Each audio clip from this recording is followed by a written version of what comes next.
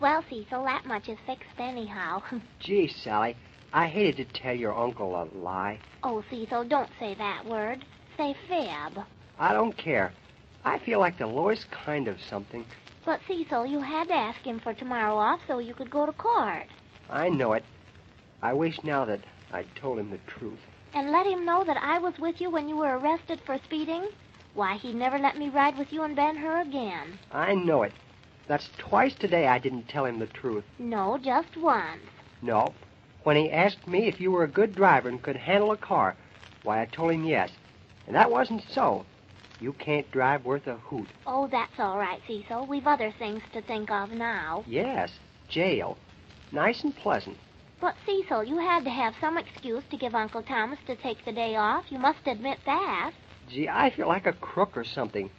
If I die tonight, I know where I'll go all right. Oh, stop talking about dying. It's unpleasant enough as it is. Don't I know it? Darn. I wish I hadn't told him it was my birthday tomorrow, when it isn't. Well, Cecil, you had to tell him something. I know, but gee, Sally, can't you see how punk it makes me feel? I tell your uncle tomorrow's my birthday, just to get off, to be in court. And he congratulates me, and I don't even have to ask him. He said, never mind about showing up tomorrow. Gosh, I want to hide my head. You're liable to be hidden for 5 days if you can't get out of a fine. And this is what makes me feel the worst. Well, that was kind of unexpected.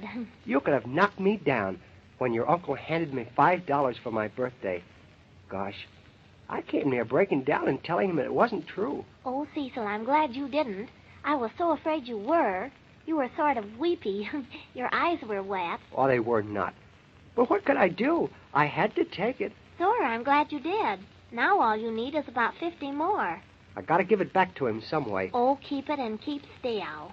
Believe me, I'll bet I say my prayers before I go to bed tonight. Well, if you do, you better pray that you get a soft-hearted judge tomorrow. Don't worry, I will.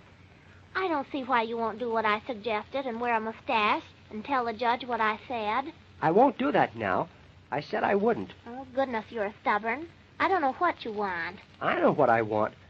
I want to get rid of this traffic ticket without having to go to jail. Oh, Cecil. I know. I didn't think of it before. I thought you had thought of everything. No. Why couldn't you tear the slip up and forget about it? Even if I could forget about it, the traffic department wouldn't. Then I would get it in the neck. Oh, Cecil. Goodness, would they hang you? They'd do something awful. Cecil, there's only one way. You'll have to make them let you go. And what do I use besides chloroform? Sentiment. What? Sentiment. Hard interest. Sob story. Yeah, tell it to the judge. Yes. Now you get the idea. I won't do what you suggested about telling the judge that I was... Married and had 5 children. Yeah, I won't do that. Then you'll have to make the judge sorry for you some other way. Maybe I could break a leg or something. Oh, yes. That's a good idea. Could you, Cecil? No, I'd rather go to jail. Oh, we must think of some other way to wring the judge's heart, then. And get my neck wrung, too. Cecil, let's go at this with logic. I don't know how. How do you do it? Well, look now. If you were a judge and had to find people who were speeding and driving recklessly, what would make you sad? Something sad would make me sad, of course. Yes, but what, for instance? Well, if I were a judge tomorrow, I'd feel sorry for me. Yes, but he most probably won't, though. We'll have to make him. Gosh, I don't know, Sally. If you were a judge, what would make you sorry and sentimental? A sad story of love. Oh, Cecil, I always weep at sad love stories. Well, I can't tell the judge a sad love story. And then I feel sorry for poor beggars on the street. Well, so do I. But I don't look like a beggar. No. You got that 5 Uncle Thomas gave you. Please, let's don't talk about that. And then I feel sorry for newsboys and poor people. Oh, Cecil, I know. What? You could make out like you were poor.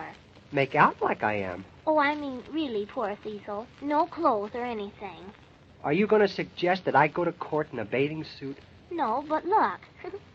Oh, goodness, I have another plan. Well, what is it? I have to go home in a minute. Oh, this is the best plan I've thought of yet. You'll do this, Cecil, I know. Well, what is it? So I'll know. Goodness, I don't know what's the matter with me. I didn't think of this before. Are you going to tell me, or is it a secret? Oh, no, it's not a secret. It's the best plan yet. It's not a plan. It's a continued story. Cecil, everything is all right. I know just what you can do. Well, you know more than I do, then. And I'm going to tell you all about it. When? Now, or after you've finished patting yourself on the back? Oh, Cecil, this plan is fine. Fine. Cecil, if you were a judge and you had a poor young fellow come up in front of you and he didn't have any nice clothes and no money, but he was a nice young fellow, what would you say to him? I'd say, good morning first. Oh, I mean, would you fine him or let him go? If I were a judge, I'd let everybody go. Oh, no, you wouldn't, Cecil. Yes, I would, too. Well, you wouldn't be a judge very long. No, but I'd have a darn good time while I was. But, Cecil, if it was like I just said, don't you think that a judge would be kind of easy, or at least not as hard as he would be on someone who was dressed nicely? Naturally. You couldn't be mean to a poor person. See? There you are. All right, where am I? Don't you get it, Cecil? All you have to do is wear old rags and a dirty cap, see? You don't have to say you're poor, just look it, see? And I'll bet he'll let you off. Hey, that's a good idea, Sally. He wouldn't be as hard on me if I wore old clothes as he would if I were dressed up like I was going to a party. Sure, see? And you don't have to tell him anything. Just act sort of meek and sad and tell him you haven't any money. That'll be the truth. And I bet he'll let you go. Hey, you know what? I'm going to do that. It's a chance. Sure. I knew I'd think of something. Oh, wait a minute. Why, Cecil, what's wrong now? Where am I going to get these old clothes? Haven't you got any at home? All my clothes are old as far as that goes, but if I leave the house tomorrow with old clothes on, my aunt will suspect something. Can't you sneak something out the window tonight? No, not a chance. I'd have to go down in the basement and look for them. Well, that's all right, Cecil. I have another plan. I think of everything. Where'll I get them? Here, at my house, when you come over here to get me in the morning. Have you got any old clothes? Well, Uncle Thomas has. He'll be gone in the morning, and Miranda won't see you. She'll be in the kitchen. Yeah, your uncle's clothes. Do you know how much I weigh? No. What's that got to do with it? I weigh 130 pounds, and your uncle weighs over 200. I'd look fine in a pair of his old pants. Oh, Cecil, that's all the better. Don't you see? You're so poor that you have to wear someone else's pants, see?